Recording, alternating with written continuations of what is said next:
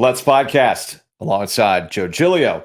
I'm Joe Ovies, and I'm convinced now more than ever, Joe, that there are two types of NBA coverage. You've got those who are super into the games themselves, and I can go to websites. I have a newsletter. Tom Ziller does the Good Morning Let's Basketball newsletter. A big fan of that one. And you'll break it down with GIFs, and here's this pick and roll, and here's this guy off, like all sorts of like nitty gritty basketball stuff.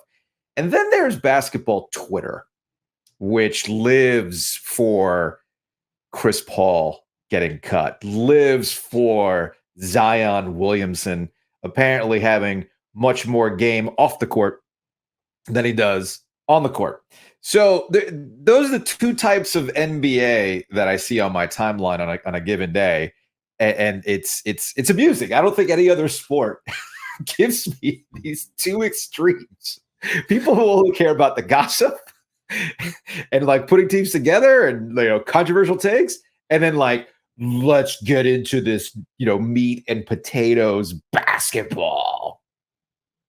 It's funny. Our friend JC Zemble sent me a text yesterday whenever the Zion stuff was breaking, quote unquote. He's like, I can't wait for you guys to break this down on the podcast tomorrow. And I'm like, yeah, feels like something we would get into. I mean, I guess it's something to get into. Let's actually talk with the actual games first, where the Denver Nuggets were their full on realized potential. It's not just Jokic having the first ever 30, 20, and 10 in the NBA Finals, but Jamal Murray also showing you that it can't just be one guy. You do really need two. It's not a big three. You need a big two and then a complementary player, which I believe that was Christian Braun last night with a sneaky 15 points and a pretty big fourth quarter to ultimately put that game away, because it's not like Jimmy Butler wasn't good last night. He was. But as we've noticed with the Heat, you need the other guy to step up. Sometimes it's Caleb Martin. Other times it's Gabe Vincent. Or Duncan Robinson in the last game. And when the shots aren't falling, I think they only made 11 threes last night. It's pretty easy to see when the Heat are going to have it and when the Heat don't have it. Yeah, you look at the ancillary players for the Heat yesterday, and we talked a lot about Kevin Love. We talked a lot about Kyle Lowry being, veteran players who can add and push them to the finish line. And all of those undrafted players, Max Strus, 1 for 7 from the floor yesterday. Gabe Vincent, 1 for 6 from 3. And it doesn't take rocket science to figure it out. Denver is interesting in the sense that they have two mega stars, right? Yes. Murray coming off of the reconstructed knee now in his second year back from the injury. And you're like, okay, he's finally fully there, as we've seen in this playoff run. But, you look at the rest of their box score and you're like, well, wait a second. I thought Michael Porter Jr. is supposed to be really good. When I saw that final score last night, the very first thing I said was, well, I bet you Michael Porter Jr. had a really good game. Nope, didn't. It was an outstanding game from Murray. But you mentioned it, Braun trying to become the first person since Billy Thompson in 86-87 to win an NCAA championship in his last year in school and an NBA championship in his first year in the league. So that's a stat. That is not a stat I would have constructed in my head. It's and been the that only long? only reason I know it is they're from Camden. They're from Jersey. Billy Thompson was on that Louisville team with Wagner, whose grandson is about to be a star at Kentucky next year. Okay. That's the team Billy Thompson. Okay. I got you. Camden, New Jersey. So, Braun but it was the fourth quarter. You mentioned it. Braun played well in that fourth quarter. The Heat didn't have the pop that they've had, those cockroaches that we've seen, and Denver controlled the game just as they did the other games. But it was the fourth quarter where Denver really asserted themselves and really left no doubt. They finally squashed the cockroach. Now they have a 2-1 series lead. And now you look at game 4 and you go, okay, let's see what happens. Yeah. And we'll see who can take control of this thing. Because after game 2, you're like, well, the Heat aren't going to get swept. And it sounded very like Fanny to me. I'm like, what do you mean they're not going to get swept? Like, come on, the Heat have a chance in this. And you're like, no. I was like, it's 1-1. It was like the text that I had with my brother after game 1. I'm like, they're going to win a game. I didn't realize it was going to be game 2. Yeah. I thought they'd, be down 0-2, win at home, and then, everybody's all freaking out about Heat culture again. I was not expecting them to win that game in Denver. But I was expecting a gentleman's sweep. Yet. Don't write them off yet, because if they Well, win game 4, all of a sudden it's 2-2 and the dynamics continue to change and the pressure goes back to Denver. I don't think you're wrong about who's the better team. I got you. I don't think you're wrong about who's the better team. I just look at it and go, where is the pressure?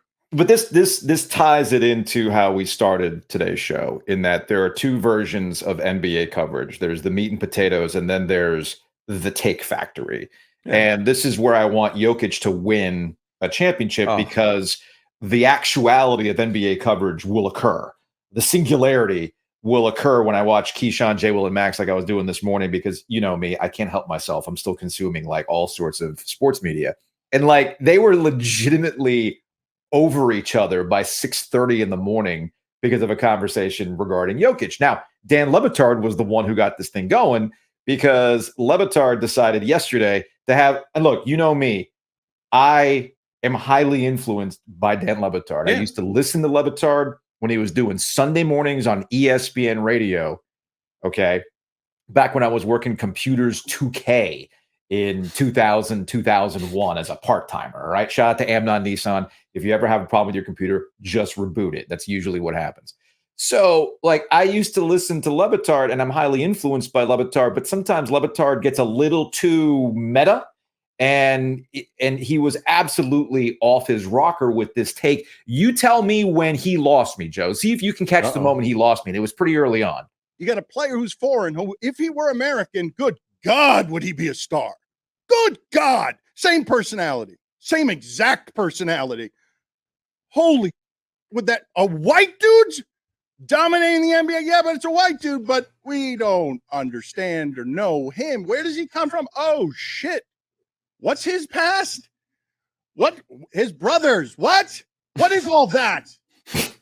All that is rugged beyond all of your belief, here to get the money, dominating the sport with an assortment of survival skills that make him someone who feel like he's joylessly tearing apart your league because he can with his armpits. You're making him out to be Rambo. I mean. He is. You guys are telling me. You know what? Rambo could not pull this one off. He's Magic and Bird, and America hates him. What? What are we doing with Jokic? The Cody and so anyway, there's Le Batard talking about Jokic, and like I get it. He's joking. It's the armpits. He's Rambo. It's all this stuff. But he's like, but if he was a Duke player, no. What are you talking about? If he was a Duke player, he'd be. Do people hate Jokic? but that's I guess that's the part that I'm kind of like flabbergasted by. Is he hated? He's not hated. Who hates Jokic? I don't think most people think about Jokic. And if he was a Duke player, then they would hate him because he'd be the big goofy white guy. It's the Tyler Hansbrough syndrome. If Tyler Hansbrough were a Duke player, how are we talking about him? Oh, the most hated player of all time. He's up there with Leitner. Yeah. So this business that if he was a white Duke player, no, he'd be a villain. There'd be think pieces on ESPN all day talking about this.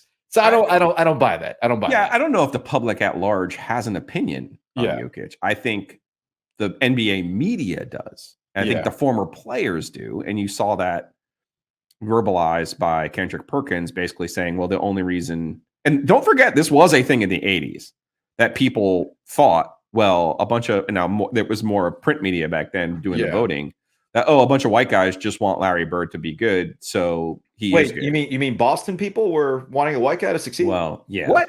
But at the NBA media at large, right? So that was a thing. That was a thing. I don't think that is a thing now. I do think, obviously, anytime someone is not black in basketball, you look at them and go, well, wait a second. This is different. It's almost like a black hockey player, right? You're like, wait a second. This is different. And black golfer, you look at it, well, this is different. Now, wait a second. And it ultimately gets back to a conversation we had yesterday where sports is supposed to be the equalizer. Yeah, here's this Serbian. He's a really good player. We should probably just appreciate that he's a really good player and has earned the right, to sit at the table and be amongst the greats, because that's what his play has said. Now, hold that thought. The beauty of recording the show at home is that I have somebody that just came to the front door. You might have heard the ding dong while I was recording here. So this is live to tape, but I'm going to have to make an executive decision here as the producer of this program to just mark the tape. What do we got here? 10:05 on the tape. We'll be right back. Maybe I can insert like a 2 minutes later type situation. So y'all sit tight. In 3, 2. 2 hours later. Speaking of Duke guys, before we get to some housekeeping, if you actually want to talk about a Duke player that people are having fun with right now, that would be our friend Zion Williamson, who was very cool moment. He announced that him and his girlfriend are expecting, but turns out that he had somebody else in his life. Which girlfriend? Exactly. And so if I could keep the story straight, he's currently dating a dancer, but he also had a relationship with an OnlyFans model. And the OnlyFans model found out on Twitter that he was expecting with the dancer girlfriend, and she decided to put Zion on blast about all the things that he apparently had been doing with her. And I believe she's based out of Dallas. And this will crystallize my point about how NBA Twitter is the best Twitter. Folks were digging up old sound bites from Zion Williamson where he kept talking about, and she's based in Dallas, and he kept talking about how Dallas really is the place that you want to be on the road. Like it's one of his favorite road cities. So here is Zion from February 19th, Joe, talking about his favorite towns. Come on, now you know the answer to this. You seen the video. Don't do that. Dallas, baby. Dallas is the best road city. What are we talking about? I was in Dallas, New York, and Toronto. Okay, it's not done. It's not done. So there was another video that was immediately making the rounds where he was hanging out with his teammates, and watch his teammates react and watch his face when he has to explain Dallas as a top road city. Toronto, New York, Dallas. Why Dallas? Like whoever. Why Dallas? Why Dallas, bro? Why Dallas, bro? Dallas is amazing. I don't care what nobody tell you. Dallas is amazing. I don't want to be there, but Dallas is amazing. Why Dallas, bro? Why Dallas? So they all knew. Yeah, that's NBA Twitter in a nutshell, man. That's the brotherhood too. It really Brandon is. Ingram giving this guy a hard time, putting him on blast a little bit there. I can only imagine the stories being told at the K Academy this past week. Housekeeping. We are on Instagram. Go look up OG Triangle Media on Instagram. We're putting clips up there and everything else, including our conversation with the governor, Roy Cooper, from yesterday. If you missed that conversation, it's available on YouTube. It's available on the podcast and everything else. And then I believe, is Law of the Wolf finally debuting next week? Next week. I don't want to put you in like in a pressure situation, but it's finally happening, right? Yeah, no, we have actually like 2 episodes in 2 interviews in the can, as they like to say in the business. I just need some production help, not only from you, but Jonathan Rand. Not on this podcast. Oh, not on this podcast. You know what? We're gonna talk to Josh Whitaker. I have a question for him. I have a legitimate that he's probably gonna have to charge me some legal consultation for, but I want to do it on the air. Okay, that's fine. Well, I was going to say, remember, I'm married to a lawyer, and that's 15 minutes right off the bat. No. I know that, but I think it'll make for good podcasting, so I'm excited. Speaking of new businesses and figuring things out on the fly, new Network for Entrepreneurs in Wilmington. They got an event coming up on, June 20th. So that's in about just about a week and a half from now. And North Carolina, as Jim Roberts has told us, as an entrepreneur and this networking opportunity in Wilmington, one of the busiest areas for startups in the country, not just in North Carolina, but in the country. They have a lot of networking opportunities. This is one of them. It's the 9 Lives of Entrepreneurs, and you can go check that out on the Eventbrite page and get your tickets for that. Right up your alley there, Joe. 9 Lives of Entrepreneurs, June 20th. It's a Tuesday at 4:00. It's at the Ironclad Brewery.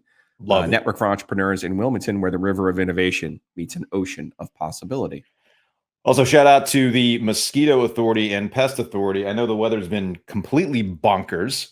It's June. It's still in the 60s. We've got, Canadian smoke coming down, and that is not a euphemism for something that you can get at an apothecary here in town. It's actual Canadian smoke. But I do know this past weekend when the weather was nice and we didn't have Canadian smoke to deal with, and it wasn't 60 degrees, and I was out there grilling, no mosquitoes, because Mosquito Authority, Pest Authority came out to my house. But they do more than just that, Joe.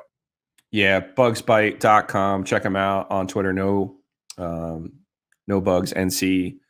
Listen, Joe, more than just ants, more than termites. We got mice, moisture. They'll fix your crawl space, whether it's like yours, tiny, or whether it's like mine, you walk in. It's a whole thing. Tiny. It's a whole thing, man. Yeah. I don't get me started. Well, this crawl space is a lot better than my first house. It was literally a crawl space, and me and my father-in-law spent one afternoon putting insulation in there. Never again. I think it actually I can ruined see his your back father-in-law forever. being into that though. Oh yeah, no, he's Project guy. much like that. He's very much a project guy. Very much a project guy. And if you're running around and you got some projects and you don't have time to go get a snack, yes, you do, because you can just drop by a breeze through. Maybe you're dragging a little bit on your way to go do this particular project. Home Depot, Bed Bath & Beyond if there's time. Breeze through has coffee. It's not just about beer caves, Joe. They got good coffee. I know how you feel about your coffee. They got everything. 1200 Edwards Mill Road, right there across from PNC Arena. Ice, snacks, all the good stuff. Go check them out at the breeze through. Can we get Adam to give us a coffee machine for the studio space? One of their coffee machines? Potentially, but I would prefer to buy one so we could write off all of the coffee I'm about to buy. Yeah, that's true too. It's a very good point. It's a very good point. Next topic, please. All right, joining us on the Heister Automotive Group hotline, it's our friend Dimitri Ravanos. See, I got it right this time. Look at you. I got it right. I've been practicing all day, Dimitri. Practicing all day, Dimitri.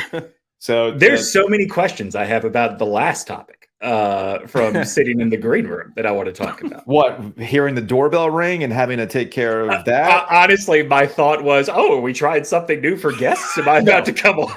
No. Mr. Roberts style. You're not at the house. We're not bringing you into the home office here so that you can have a conversation. Well, what'd you need to know about Zion? Well, I mean, it seems pretty cut and dry. Well, no, let's go back before Zion. I think it seems history tells us that if Jokic was a big American white guy for Duke, he would already be out of the league, right? Well you know done. what? Well done. Valid point. I really having a hard time finding a counter to that. Yeah. Hard time finding a counter to that. Hit me with them Cherokee Park stats. Although there is at least a Plumlee. I was going to say Plumlee.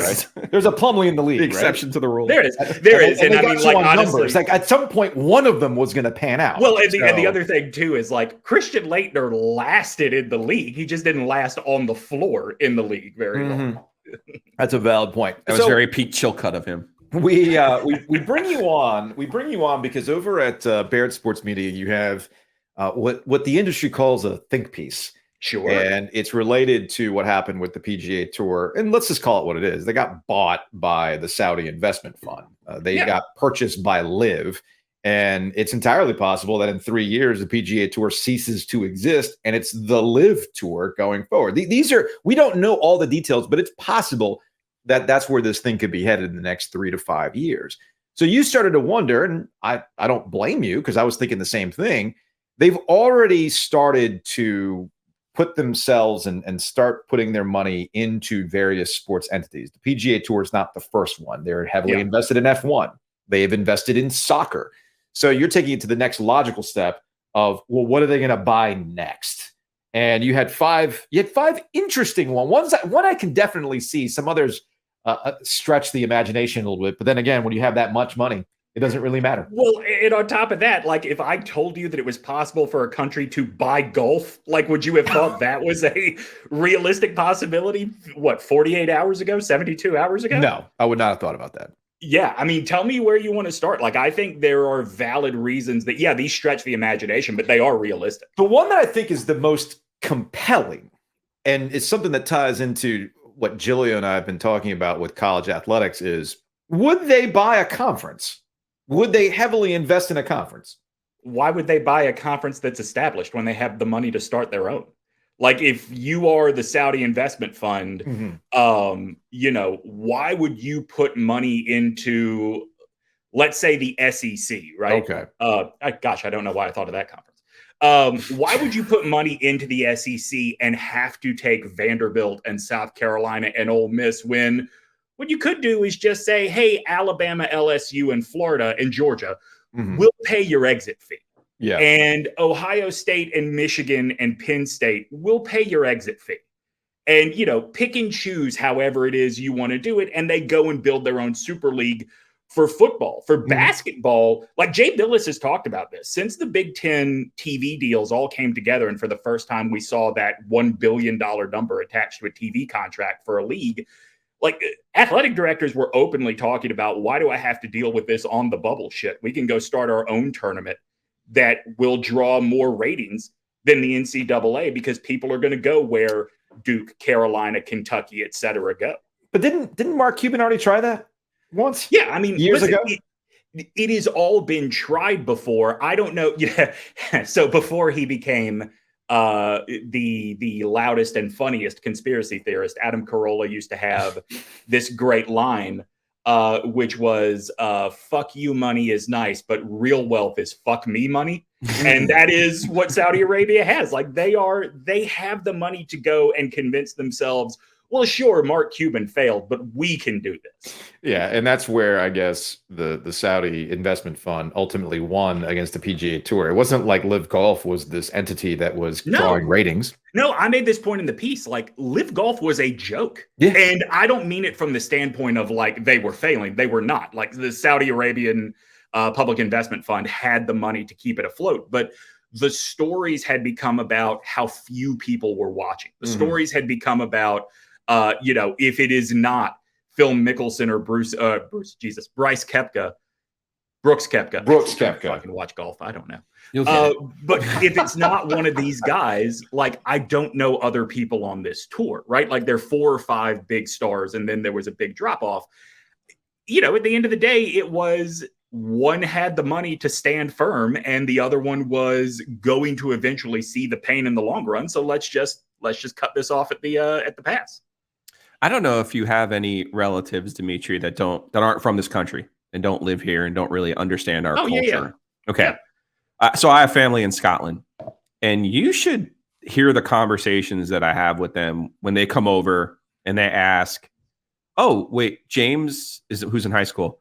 Wait, he plays for his high school team? He plays a sport for his high school team?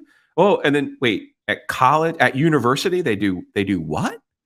But they do things other than go to school? What? Yeah. Like the academy model in Europe is such that they don't understand. They truly, not that they're not intelligent enough, but it is truly like the South Park episode. They're like, wait a second, you have a bunch of athletes? You have a bunch of student athletes that you pay, that you don't pay, that make you all of this money, sir? It's like, wait, what? What is this concept of college sports you speak of? Like, it's a totally foreign concept to people who aren't from here. The last time I went to Greece was right when I had graduated from college, and that's where my dad's from. He still has a sister that lives there. And it's funny because it was a similar reaction, and it wasn't just you go to university and you play sports. It was, wait a minute. So a school that's a legitimate school for other people is a sports academy for some people? How can they be both? Dimitri hanging out with us here on the Heister Automotive Group hotline. He's got a piece on Barrett Sports Media, the 5 entities that the Saudi investment fund might want to buy. The Olympics is an easy one. I know you had floated that out there. The Olympics is running into... Who's to say they don't already own the Olympics? I mean, maybe that's possible, but they definitely already own the World Cup. So I think we learned from Qatar 2022, all you have to do is say, yeah, you can put it here, and you might own like 50% of the organization. Yeah, I mean, but they still have their process that has to make sure that everybody gets theirs with the Olympics. And as you pointed out, he's still believing in Santa Claus, right? Wait, you think there's a process? Yeah, there's a process. There's a process. Is who's getting the money? The process is who gets the money. That's the process. There's no like facilities. They're not looking at facilities or public transportation or all this other stuff. No, it has everything to do. I agree with you. It has everything to do with who's getting the money. That's all that matters. Well, and the other part of it too, like in recent years, has become like, all right, so is it 2028 the Olympics come to LA? I think so, yeah. So right. that was supposed to be Boston.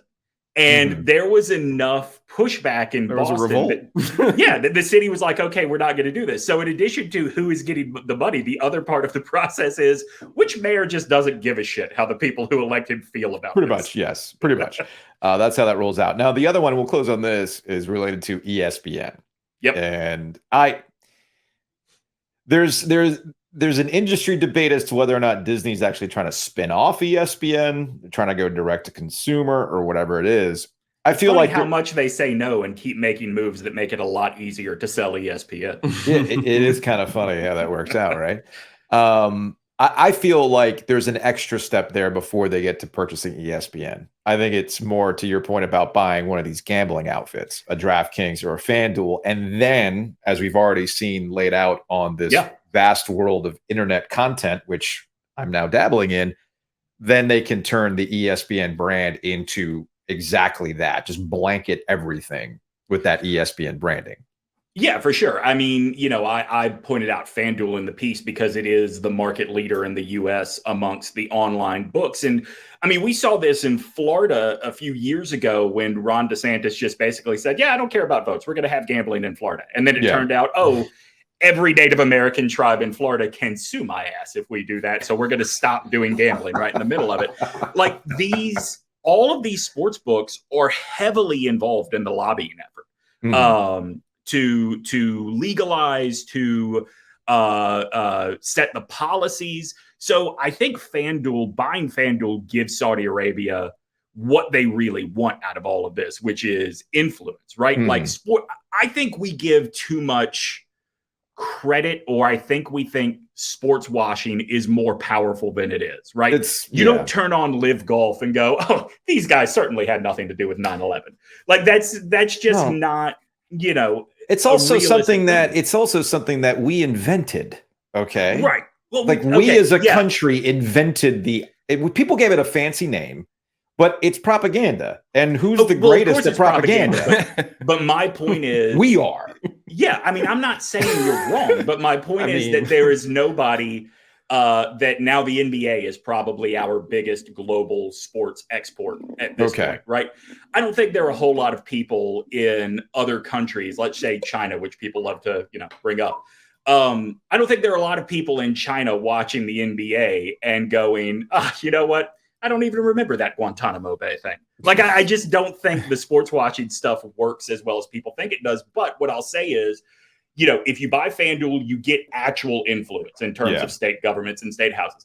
The other part is if you buy ESPN, it's not like suddenly we're going to see Stephen A. Smith start doing segments on how beautiful Jeddah is during the summer and winter. But what we'll see is sort of the same shit you already see if you put on CNN or Fox or MSNBC in the middle of the day, which is, hey, suddenly there are these advertisements pushing tourism in Saudi Arabia. But more than that, there are all these commercials that dance around saying, hey, slavery is basically legal here. You should open a factory, right? So there's a pretty big platform to spread the message of come visit and come invest in Saudi Arabia. Because only 400 people died building this World Cup stadium. That's right. Like the oil economy, down from previous years. The oil economy is going away, but it's not going away tomorrow. It's not going away in a decade. Like they've got plenty of time to lay the groundwork for the next phase of Saudi wealth. Dimitri Ravanos, Baird Sports Media. All right, man. We appreciate it. It's a shame that you weren't the one ringing the bell. I thought I was going to get a surprise today. Yeah, well, I mean, and you put a shirt on, so I appreciate it. I gotta be honest. Like, we have known each other for, a decade, let's say, at this point. Yeah. I have no idea where you live.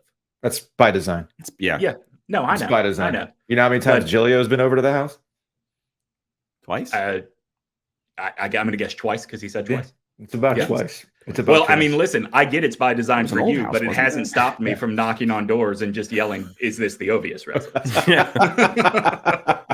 Well, good luck. Maybe one of these days you will find me. All right, man. We'll talk to you later. All right, boys. Good talking to you. That's Dimitri here on Ovies and Giglio. Let's get into some a little bit more house. Move on. Shout out to Hometown Realty.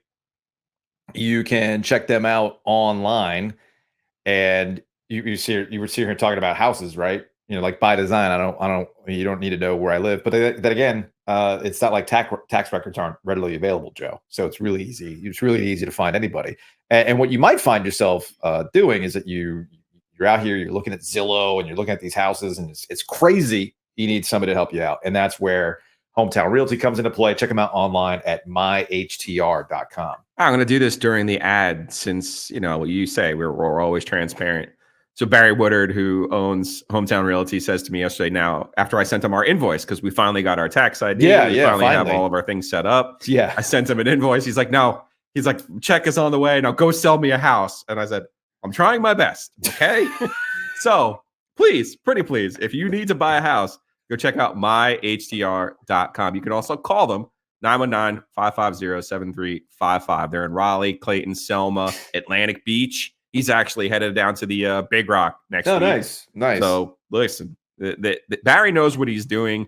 Just look at the billboards all along 70 there. And then, of course, he's in Garner because everything is in Garner. Everything great is in Garner. So what you're saying is if you love the show, yes, go buy a damn house. To buy a house. Then just go with Hometown Realty. myhtr.com. And then with all the legal paperwork, you can just holler at Whitaker and Hamer. Check them out online at wh.lawyer. Give them a call at 919-772-7000. They got offices all over. They got all the G's covered. We know that, but they're all over the state, multiple offices. Yeah, Josh Whitaker, Joe Hamer, 20 years. They got offices in Raleigh, Fuquay, Clayton, Morehead City, and, of course, the G's. Goldsboro, Gastonia, and the G, Garner. And, again, it's very convenient. wh.lawyer. Very clever. Yes, we got to get one of those like Ovies Giglio podcast. Ovies Giglio talkers. Just yes, gas bags, any number of things. Hot What's taker. up next? What's up next? Speaking of Whitaker Hamer, Josh Whitaker now joins us on the Heister Automotive Group hotline. He's also part. What was it? Are you at Shady's right now? Are you in the office? Are you at the Outlaw Podcast headquarters, Josh? What am I looking at here? No. Yeah, got some logos up there, but no, I'm in the Whitaker and Hamer Garner office this morning. So okay. I come to you from Garner. Very nice. Are you like literally right down the street from Joe, since everybody in Garner knows each other? Yeah, probably. Okay. Not too far. That makes sense. Wait, is the other Joe joining us too? Yeah, we're quadding this thing up. Oh, it's a quad box today. We got 3 Joes and a Josh. Joe Hamer now from Whitaker and Hamer. Now, this is not an extended ad for Whitaker and Hamer, even though we do appreciate you sponsoring the Ovies and Giglio podcast. The reason why we wanted to talk to you guys is because you've seen the original ACC grant of rights. Not the updated one, but the original ACC grant of rights that has been a point of obsession the last couple of years as everybody's poking around to see if they can break away from the ACC. I think the Pac-12, we just discovered that they don't have a grant of rights, I saw that, yeah. Which might explain why some of the stuff's going on with the Pac-12. So there's a reason why a grant of rights works and why it hasn't necessarily been broken right now. So let's start from the jump here. Josh, we'll start with you, Josh. What did you see in the original grant of rights that needed to be updated that we don't see now? What was the point of it?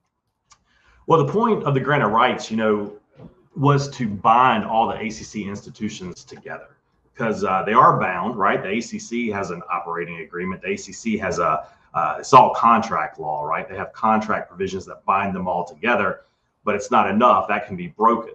And so the attorneys involved came up with this grants of right theory, and Joe, you've seen it too. But it's very simple. It's genius in its simplicity, because that's one of the things. It's only 4 or 5 pages long, at least the original, but it's very effective. There's been all kinds of scholarly legal arguments are written about how to break it, what you can do, but it's tough. It's simple. And it's tough. It's very good legal writing. It's very good contract. Okay, so what makes it tough? I think a couple of things make it tough. One, it's simplicity and its vagueness. I just handled the sale of a dental practice, and the contract was 78 pages long without attachments, right? And that was the sale of a small town dental practice, and we put that much time and effort. This is 4 pages. You're looking at longer contracts to get a deck built at your house. Right. Your HOA. Yeah, exactly. It's the way, we've seen the original, very, very brief, very shorter than you think it would be.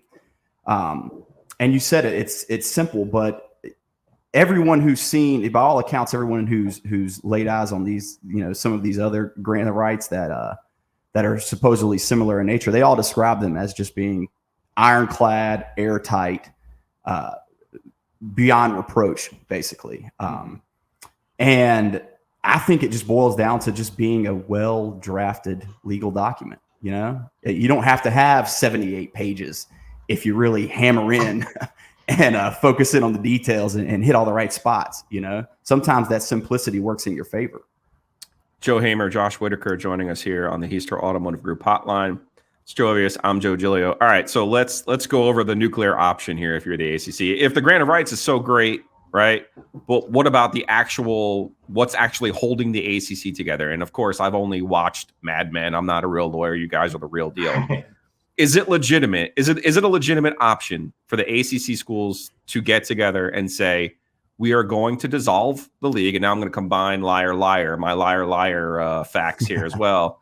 Oh, so you can't enter a contract if you're not an entity, right? So is it legitimate? Can the ACC legitimately dissolve?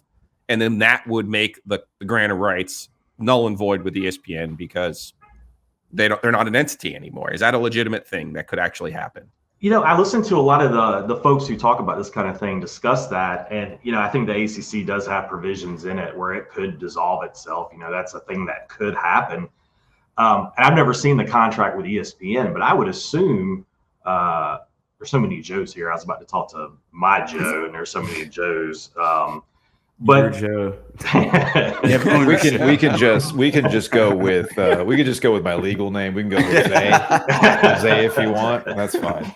But I have a feeling that if the ACC were to dissolve, and the reason they would be dissolving is teams wanted to leave and wanted to get out of the grant, right, that there would be some sort of breach with the ESPN contract. So then the end, if me and Joe dissolve Whitaker and Hamer, and Whitaker and Hamer owes thousands and thousands, millions and millions of dollars to somebody, and we dissolve Whitaker and Hamer, then we owe it individually, right? That obligation goes with us if we, So I don't think that's really an option, just because unless ESPN was in on it, which I'm a big conspiracy theorist, and somebody's driving these decisions, and it's not the ACC. Yeah, no, it's totally television. But if ESPN is driving the decisions, why would they ever want to break their current deal? It's a very good deal for ESPN.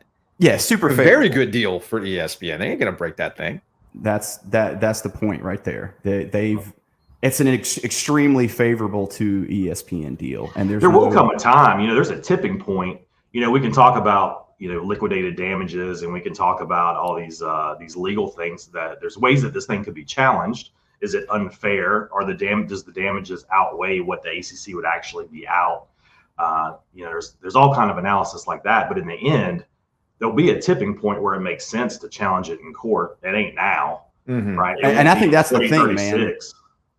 I think that's the thing. There's a mathematical calculation where it 2030 is what economically feasible.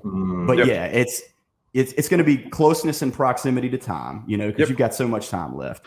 And I think, you talk about the ACC dissolving, everybody coming together and deciding that, on those same lines, I think the more people that you have willing to step in and challenge this, the more chance of success that you've got.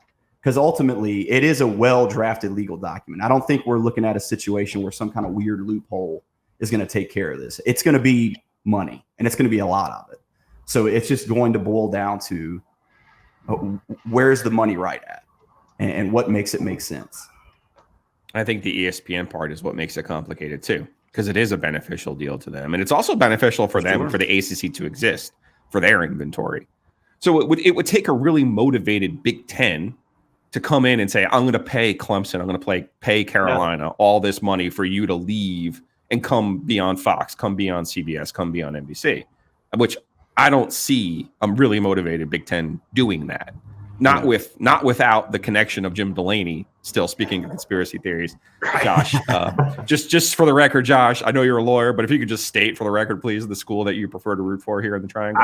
I'm an NC As a conspiracy theorist. Yeah, I'm an NC State guy. No, it makes so much more sense. It makes so much more sense. Get out of town. I'm shocked by this. And your Joe is a Duke fan. I have this right. Yes. Yeah, I'm a Duke guy. Yeah, for better. I grew up with my dad like screaming at the TV. He was one of those dads over Duke games, and so that gets in your soul. You know, you don't get away from that too easy. Are we even going to be watching ESPN in 2036 though? 2036 is so far away.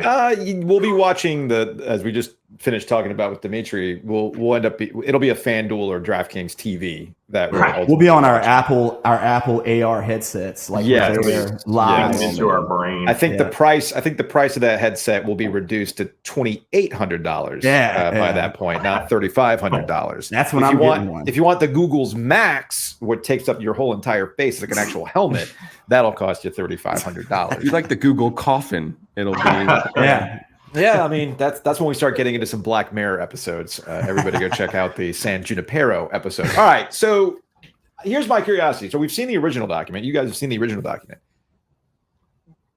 This is all speculative. What would you change? What changed that makes it even stronger at this point? If the first one was simple and vague enough, what could you do to make it even more ironclad?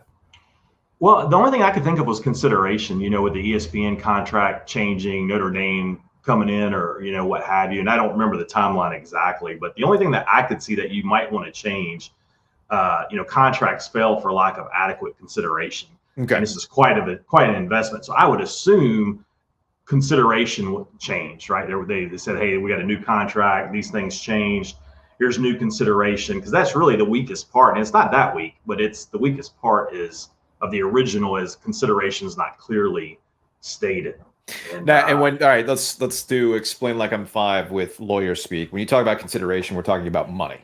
That's right. Okay. We're talking about money.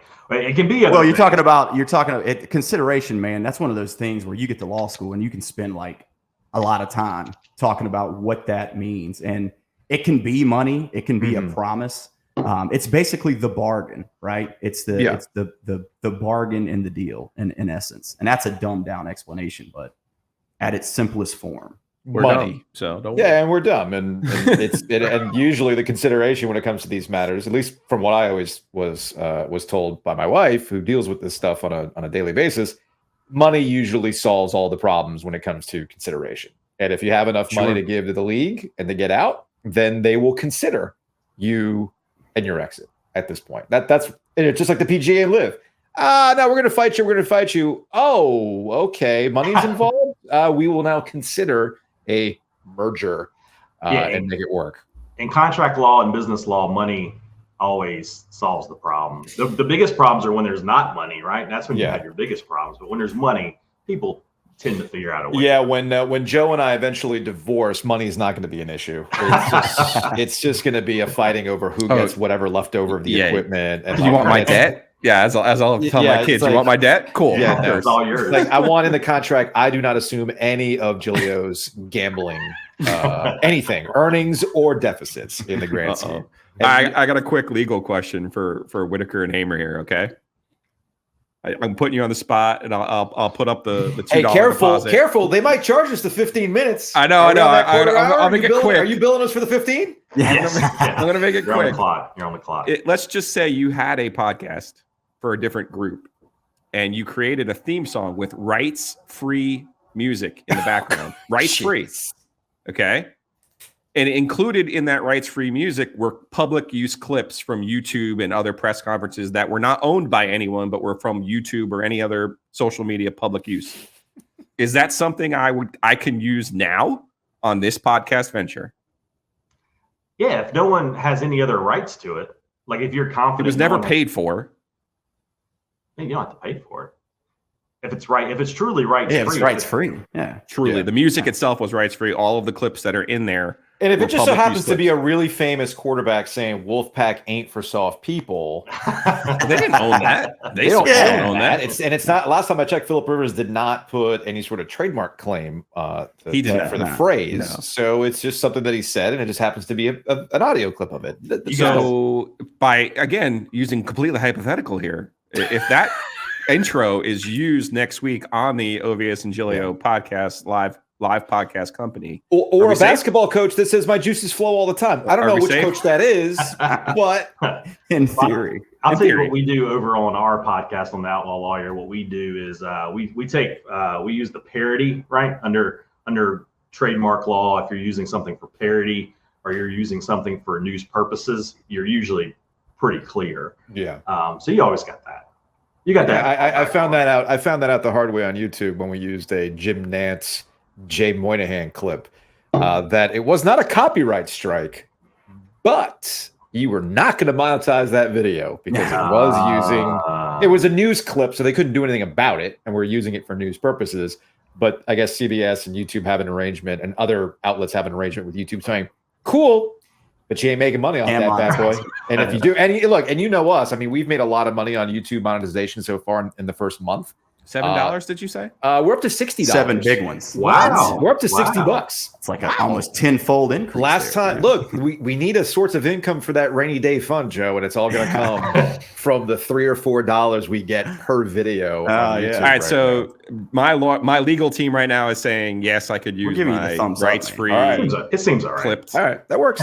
That works. All right, Josh Whitaker, Joe Hamer. Thank you for sponsoring the podcast. Thank you for being officially now our senior legal advisors. Yeah, glad to on do the it. show. And the Outlaw Lawyer podcast available wherever you get your podcast Yes, from sir. the Coach Pete Land Studios, right? Yes, sir. Yes, sir. All right. Give Morgan Patrick a shout out for me. We'll do. We'll do. All right. That's Josh Whitaker.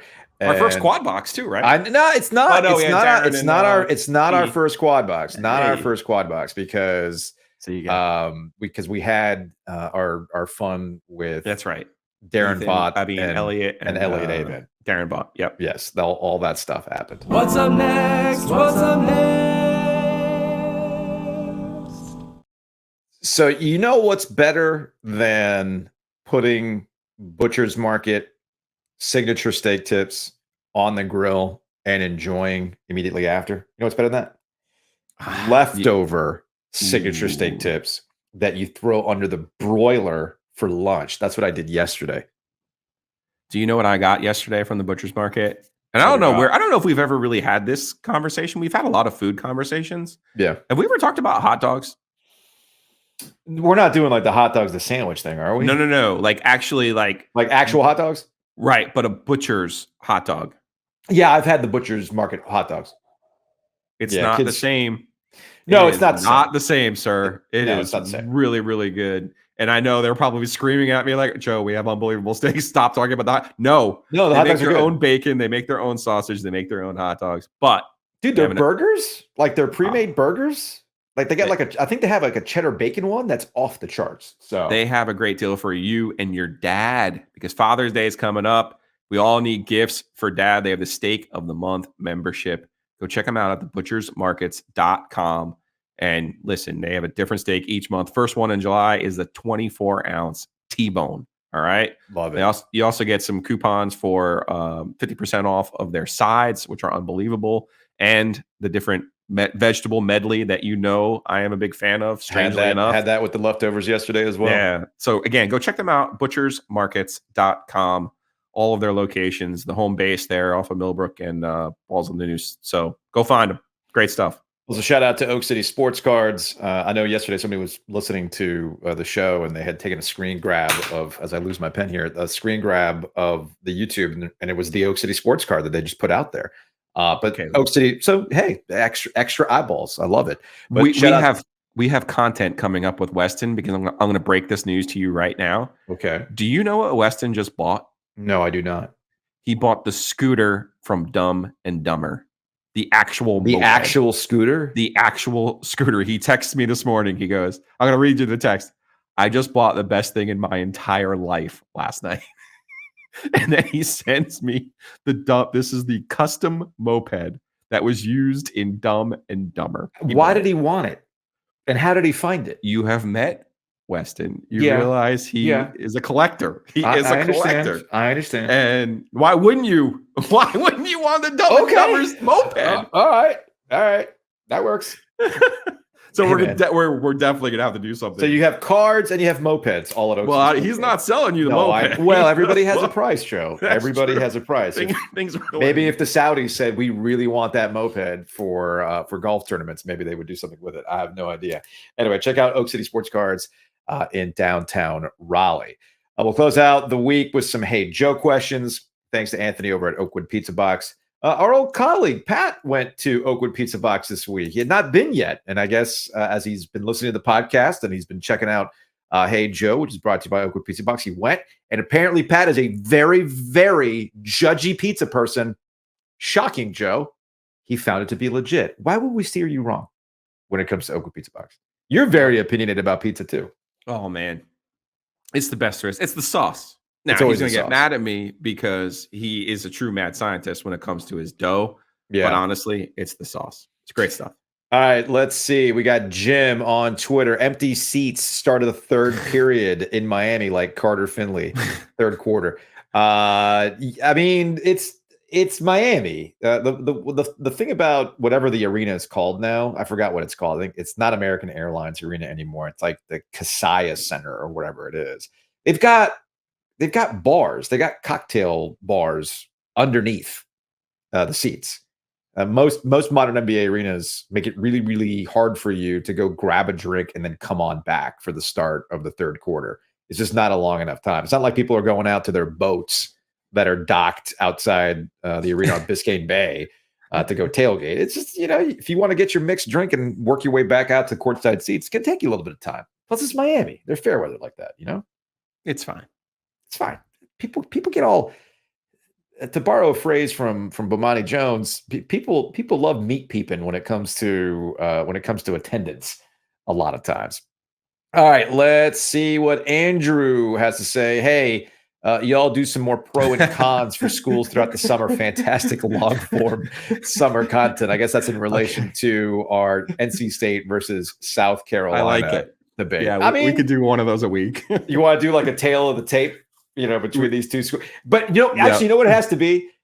I think this is what we need to do. Are you familiar with the House Divided bot on Twitter? Yes. So I think we just take a House Divided bot post and then we use that for the tale of the tape. Okay. Let's see which school you would rather do. We got a lot of response to that NC State South Carolina conversation. If you missed it, coming out of the NCAA baseball tournament, there was a discussion that Joe decided to hypothetically ask, who would you rather be a fan of, sight unseen in 2023, NC State or South Carolina? And I maintain that NC State at least has a hook. South Carolina's sports accomplishments, I mean, they've got them, don't get me wrong, but I just feel like NC State has an actual hook to it. Like you can identify an NC State fan. You know what their life is about, all right? What is that identifiable thing for South Carolina fans other than a Cox hat? You know what I'm saying? I mean, and the retort to that would be they have the Cox hat. Remember with NC State for a while, you wouldn't even know which one logo's theirs. True. Sometimes right? it was the three Stanford? drowning rats. Is it Syracuse? Who knows? Who I had no idea. So, no, it's a valid point. No, I would love to do that once a week. We should. I'm down. Speaking of NC State, from Bennett, any coach in history ever signed so many guys who never set foot on campus? This is in relation to Trey Parker, not Matt Stone, but Trey Parker, a 4-star NC State signee in the 2023 class. He's reclassifying to 2024. He's going to be playing for Overtime Elite in 2023 and 2024, according to 24/7 Sports.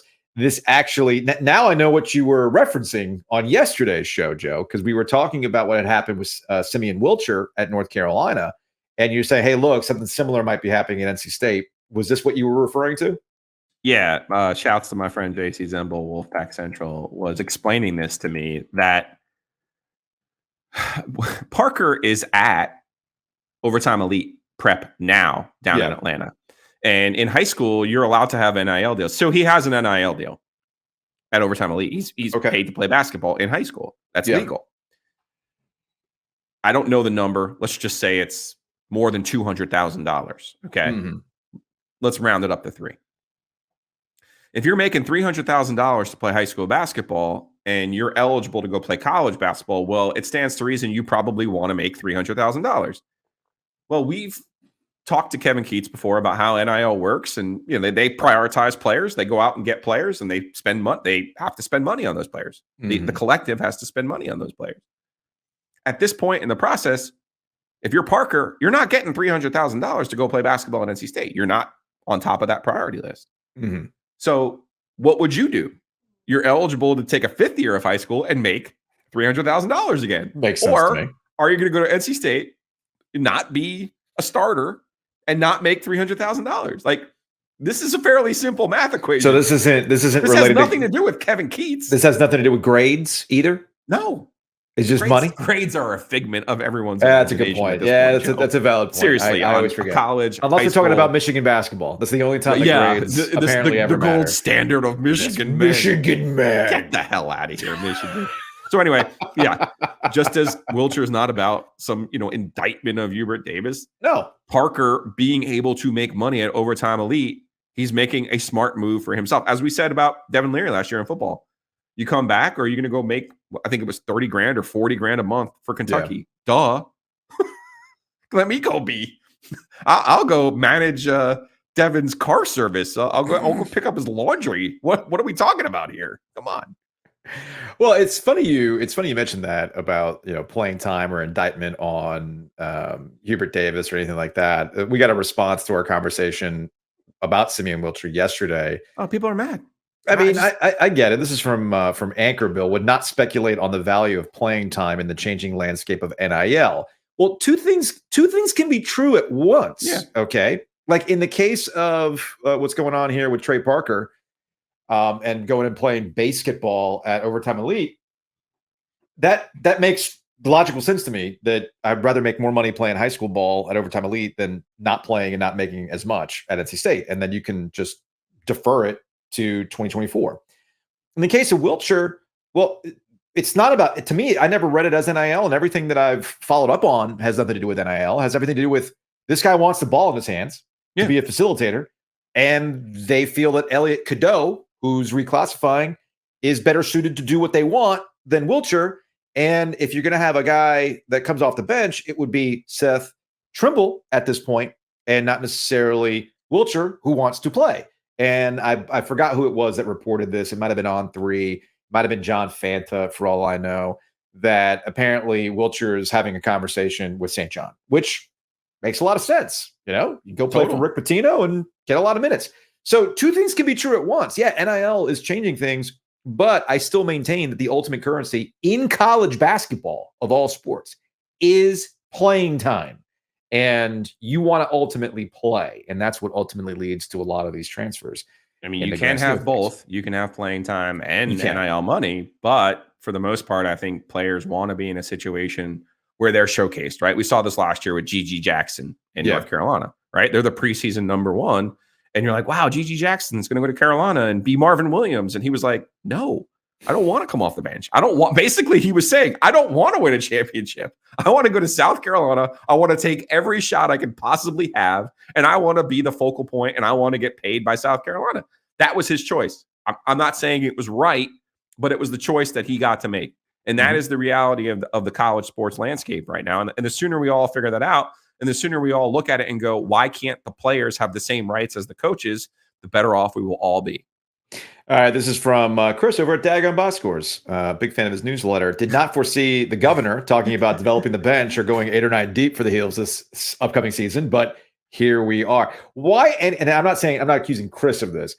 It's just that oftentimes when we've had conversations with Roy Cooper, people are legitimate, like, wait, oh, he really is about that life. No, he doesn't just use sports as a way to, I don't know, campaign or seem more relatable. That dude feels it. He feels it when it comes to the Canes and the Tar Heels. And if he ever wants to talk about, I'm rooting for all the teams, how did he talk about the Heels show? Yeah.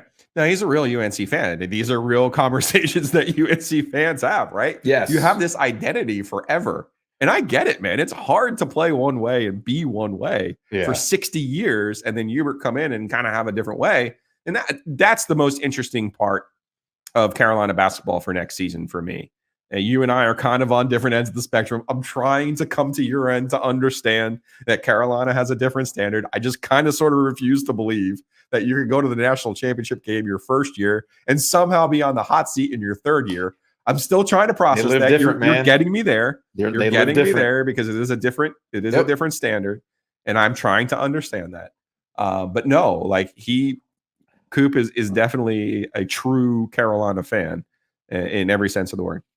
All right, to our friend Brian Reinhardt over at NC State. Oh, B.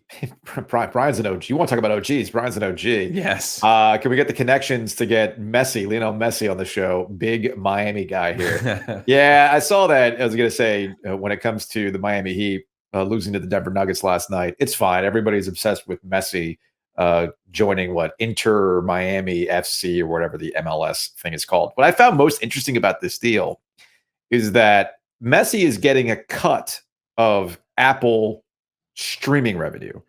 Right now, Apple is struggling to sell Game Passes. My understanding is that they're really struggling to get people to buy MLS packages. Sure.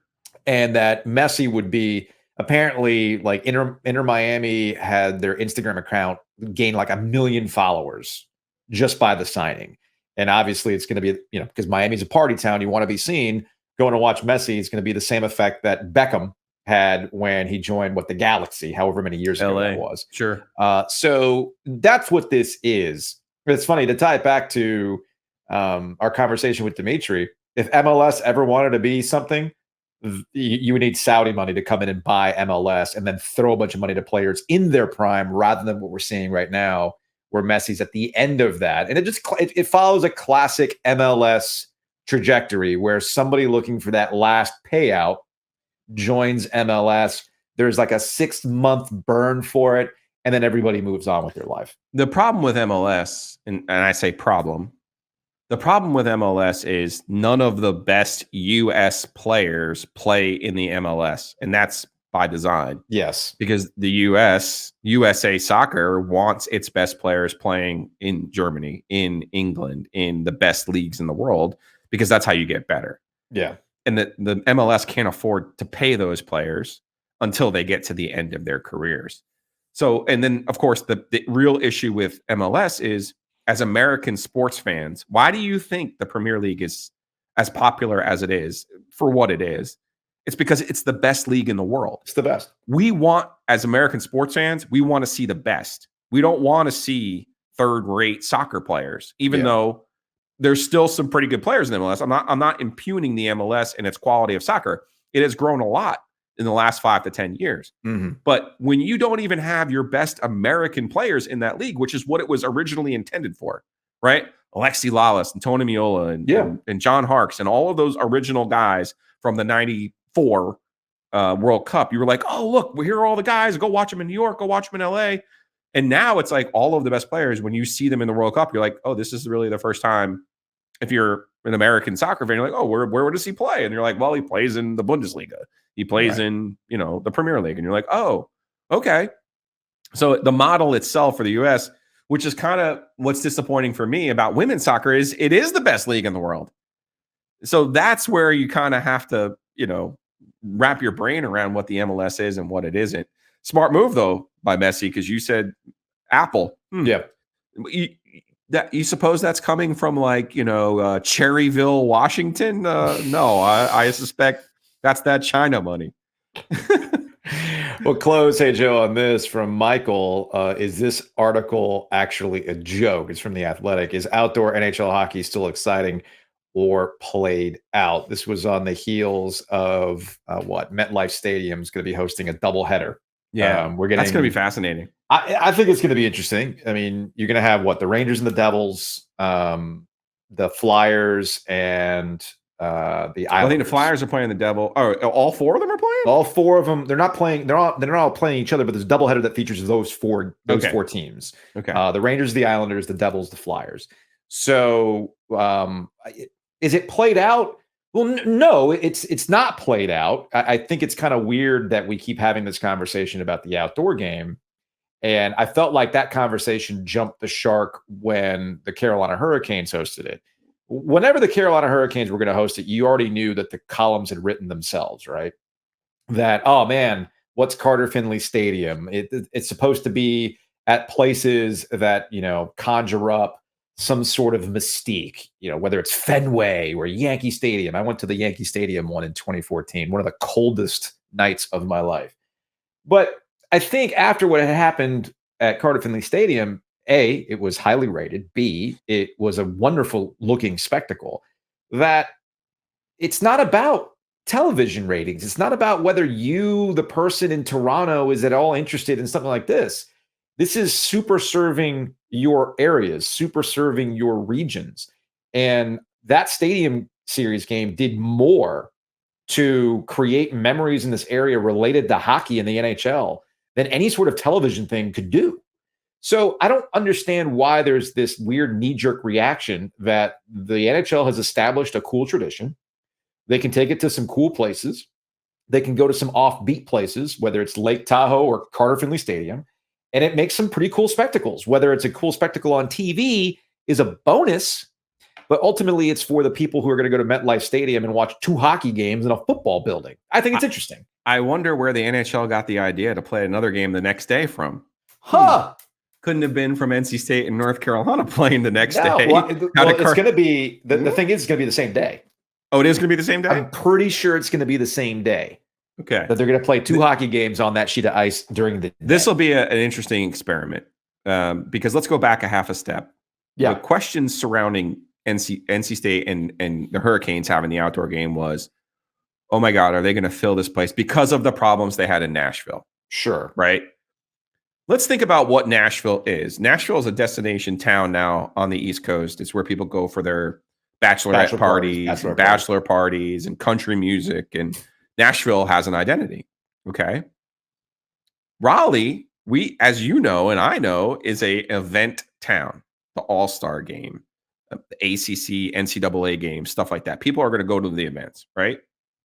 What is New York? Well, what is MetLife at East Rutherford? First of all, there aren't that many Devils fans, period. So that's going to be a challenge. Second of all, there aren't that many Ranger and Islander fans still in New Jersey, which is where the games are being played. They're all here. So there is the potential for 1 or 2 of those games to be sparsely attended. There is the potential for that at MetLife Stadium. You're better off because, again, you're counting on people from Manhattan aren't going across the water to go see the Devils. That's not a thing. Yeah. Okay. Maybe you could convince the Ranger fans, oh, it's a big event. But as you said, they've already been in Yankee Stadium. So they've already had moments. I would have preferred they did this at Mikey Stadium at West Point. Then you'd have something. And the aesthetic would be amazing because you're at one of the most beautiful places in this country. Yeah. When you're trying to do something in metro areas like this, where they have other things, other hooks, as we've talked about, it becomes difficult. That's the danger the NHL is going to get into. Now, they're headquartered there, and they know more about that area than I do, potentially. Yeah. But this is one that I'm interested in seeing how it plays out. To your point, when the outdoor game was at Yankee Stadium, it also was the same week as the Super Bowl. And, Gold and I went to Radio Row that year, and that's how we ended up at Yankee Stadium. Shout out to Sunheim for helping us out get tickets for that Stadium Series game. We were like in the upper deck, right field corner, freezing our asses off, but it was still a cool event. The Super Bowl was there, but the Super Bowl was just another thing that was happening in the city. And if you left the Times Square area where they had all the activation for the Super Bowl, you would not have known that the Super Bowl was taking place in New York City. So to your point, it was in New Jersey. It was in New Jersey with a police escort. Don't get me started. No, I know. That was quite an adventure to get to MetLife Stadium to go watch Peyton Manning and the Denver Broncos melt down for Russell Wilson. But that's a story time with Ovies and Giglio in the future. I can tell you about the time that the coldest Super Bowl, everybody was freaking out about how cold it was going to be for the Super Bowl. Ended up being 60 degrees, and they still kept the heaters on, and it overheated my phone. while I was trying to watch the game. Anyway, on that note, y'all enjoy your weekend. Thanks to everybody who's rated us so far on Apple and Spotify. We're inching up to that 1,000 ratings. I want to get to 1,000 on the ratings. So appreciate everybody who's thrown that 5 stars and kept those positive vibes only. We will see y'all next week.